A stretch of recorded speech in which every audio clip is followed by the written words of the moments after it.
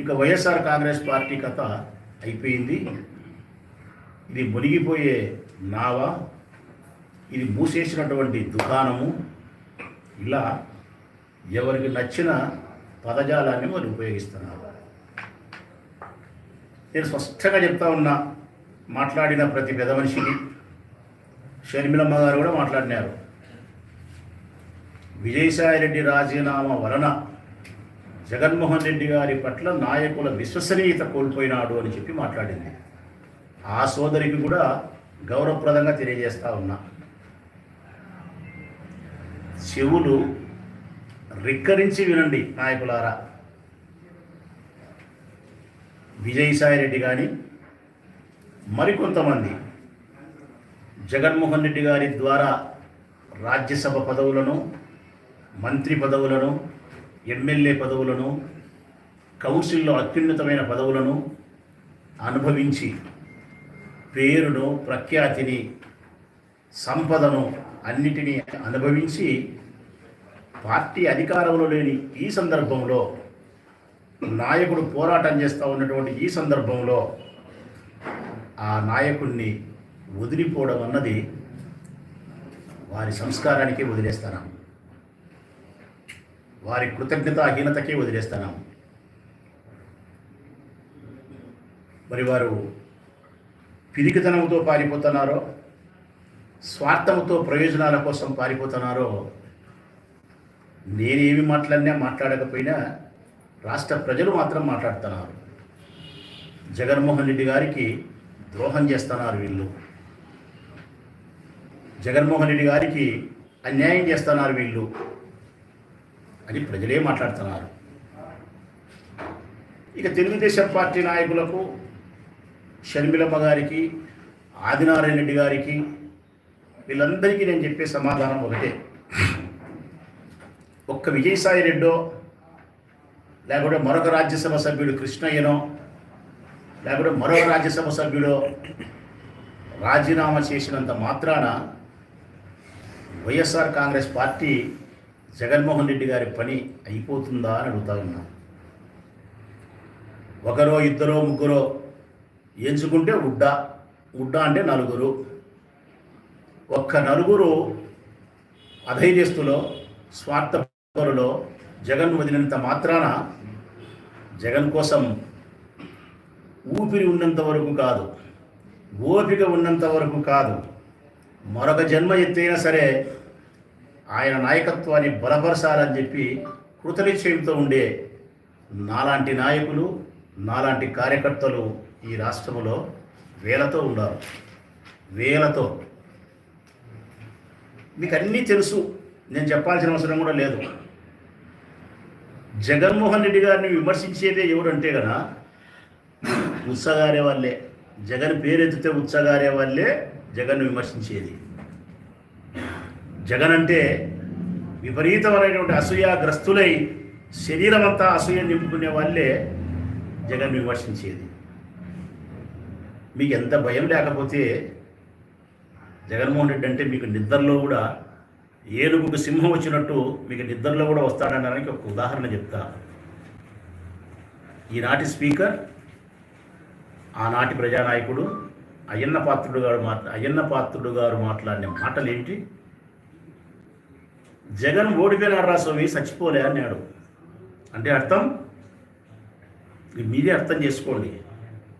జగన్ ఓడిపోయినాడు రా స్వామి, చచ్చిపోలేరా నాయన జగన్ అన్నాడు. అంత భయం ఉంది మీకు జగన్ అంటే. అంత భయం ఉంది కాబట్టే ఇంతగా మీరు శత్రువు గురించి ఆలోచిస్తున్నారు, వాపోతున్నారు. జగన్ దగ్గర ఉండే బలం ఏందో తెలుసునా? జగన్మోహన్ రెడ్డి గారి దగ్గర ఉండే బలం ఏందో తెలుసునా? మేము కాదు జగన్కు బలం, మాకు జగన్ బలం. జగన్కు మేం బలం కాదు, మాకు జగన్ బలం. జగన్ బలం ఏదో తెలుసునా? ధైర్యం. జగన్ బలం ఏమిటో తెలుసునా? పోరాట తత్వం. జగన్ బలం ఏదో తెలుసునా? విశ్వసనీయత. ఆయన వ్యక్తిత్వమే ఆయనకు బలం, ఆయన గుండె బలమే ఆయన బలం. జనములో ఆయన పట్ల ఉండే సదభిప్రాయమే ఆయనకు శ్రీరామ రక్ష. మీరు చెప్పే మాటల ప్రకారము జగన్మోహన్ కథ అయిపోయింది, జగన్మోహన్ రెడ్డి గారి కథ అంటే 2019లో చంద్రబాబు నాయుడు ఓడిపోయిన తర్వాత ఈ రాజ్యసభ పదవులు అనుభవించిన వాళ్ళంతా చంద్రబాబు నాయుడు మనుషులంతా పార్టీలు మారలేదా? సీఎం రమేష్ నాయుడు మారలేదా? సుజనా చౌదరి మారలేదా? చివరిలో కేశినేని నాని మా పార్టీలోకి రాలేదా? ఇట్లా చెప్పుకుంటూ పోతే చాలామంది ఉన్నారు పార్టీ మారిన వాళ్ళు. మరి చంద్రబాబు నాయుడు ఏమన్నా సీఎం కాకుండా వినాడా? చంద్రబాబు నాయుడు ఏమన్నా అంగడి మూసేసినాడా? 75 సంవత్సరాల వయస్సు కలిగి అబద్ధాలతో రాజకీయ కూటమి నిర్మించుకున్నటువంటి చంద్రబాబు నాయుడే 19 తర్వాత 24లో ముఖ్యమంత్రి కాగలిగా లేంది విశ్వసనీయతతో, విలువలతో తన రాజకీయ సౌధాన్ని నిర్మించుకున్నటువంటి జగన్మోహన్ రెడ్డి పోరాట తత్వముతో, ప్రణాళిక బద్ధుడై, ప్రజాబలముతో 29లో ముఖ్యమంత్రి కానేడా మిత్రులారా? ఓ వైఎస్ఆర్ కాంగ్రెస్ పార్టీ నాయకులారా, కార్యకర్తలారా, జగన్మోహన్ రెడ్డి గారిని నిజంగా ప్రేమించే కార్యకర్తలకు చెప్తా ఉన్నా, జగన్మోహన్ రెడ్డి గారి బలం మీరే. మీరున్నంత వరకు జగన్మోహన్ రెడ్డి గారి తలలో తెల్ల వెంట్రుక కూడా పీకలేరు ఎవరే కానీ. తిరిగి మళ్ళీ మన పార్టీ అధికారంలోకి వస్తుంది. జగన్మోహన్ రెడ్డి గారిని, మన నాయకుడిని మనం ఏ విధంగా చూడాలనుకుంటున్నామో ఆ విధంగా అనతి కాలంలోనే చూడగలుగుతాము. జగన్మోహన్ రెడ్డి గారి పట్ల విశ్వసనీయత కలిగిన మనం ఎప్పటికీ రాజకీయ జీవితంలో గౌరవాన్ని అనుభవిస్తాం. మనం ఎప్పుడూ దరిద్రులం కాదు. ఆదినారాయణ రెడ్డి గారు చెప్పినట్టు జగన్మోహన్ రెడ్డి గారు దరిద్రుడు, ఆయన నమ్ముకొని ఉండే మీరందరూ కూడా దరిద్రులు అని చెప్పి ఆయన మాట్లాడిన మాటలు అసహ్యకరమైన మాటలు. ఎవరయ్యా దరిద్రులు? ఆయన ద్వారా పదవులను అనుభవించి, ఆయన ద్వారా సంపదలు పొంది, గౌరవాన్ని పొంది, రాజకీయ ప్రతి అనుకూల పరిస్థితులు జగన్మోహన్ రెడ్డి గారికి ఉన్నప్పుడు ఆయన్ను వదిలి మోసం చేసిపోతున్నారే, అట్లా మోసం చేసిపోయిన మీరు దరిద్రుడు, ఆయన కాదు దరిద్రుడు. అయినా జగన్కు ఈ నలుగురు పోయినంత మాత్రాన భయమవుతుందే? అంటే భయమే వాడైతే 2014లో ప్రతిపక్ష పార్టీలో ఆయన ప్రతిపక్ష పార్టీ నాయకుడిగా ఉండేటప్పుడు 67 మంది ఎమ్మెల్యేలతో మేము అసెంబ్లీలో ఉన్నప్పుడు నేను కూడా ఉండే. ఆ రోజు 23 మంది ఎమ్మెల్యేలు జగన్మోహన్ రెడ్డి గారిని వదిలి తెలుగుదేశం పార్టీలోకి పోతే అట్లా జలధరించారు కూడా జలధరించారు ఆయన.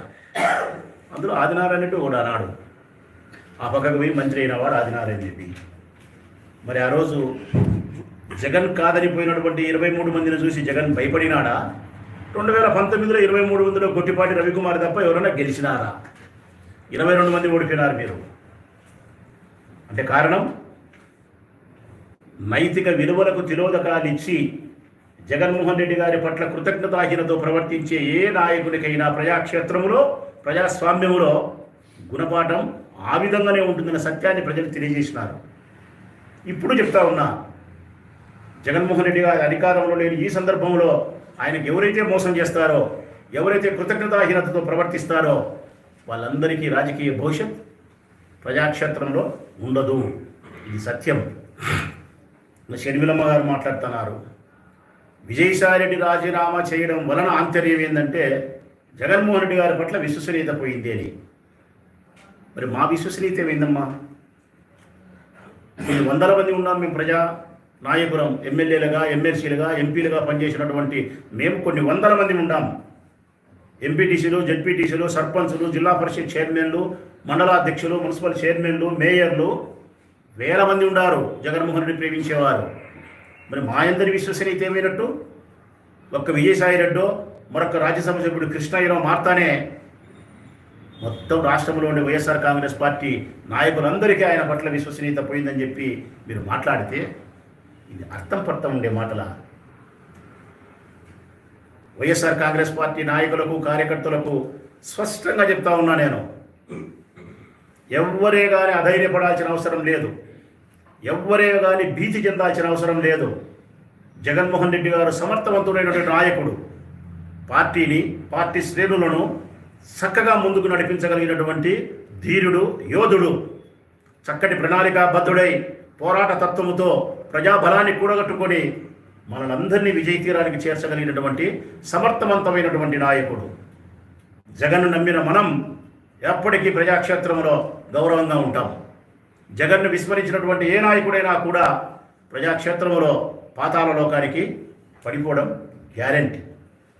ఇంకా ఆదినారాయణ రెడ్డి గారు చాలా మాట్లాడినారు, చాలా మాట్లాడినారు. ఆయన విజ్ఞతకే వదిలేస్తూ ఉన్నాం. ఎందుకంటే జగన్ను వ్యతిరేకించిన తర్వాత 5 సంవత్సరాలు మీరు విశ్రాంతి తీసుకున్నారన్న ఆదినారాయణ రెడ్డి అన్న. 5 సంవత్సరాలు మీరు విశ్రాంతి తీసుకోవాల్సిన పరిస్థితి వచ్చింది. బహుశా 2029 నుంచి 2034 వరకు మళ్ళీ విశ్రాంతి తీసుకోవాల్సిన పరిస్థితే ఏర్పడుతుందని చెప్పి నేను భావిస్తూ ఉన్నా. మరొక్కసారి వైఎస్ఆర్ కాంగ్రెస్ పార్టీ నాయకులకు కార్యకర్తలకు చెప్తా ఉన్నా, జగన్ బలం గుండె ధైర్యం, జగన్ బలం ప్రజాబలం, జగన్ బలం పోరాడే తత్వం. మన నాయకుడికి పోరాడే తత్వం, గుండెల నిండా ధైర్యం, ప్రజాబలం కలిగిన నాయకుడు కాబట్టి మనం ఎవ్వరం ధైర్యపడాల్సిన అవసరం లేదు. మేమందరం కూడా 10 సంవత్సరాలు, 15 సంవత్సరాలు, 20 సంవత్సరాలు ఎమ్మెల్యేలుగా పనిచేసి ప్రజాక్షేత్రంలో ఉండబడిన మేమందరం కూడా మా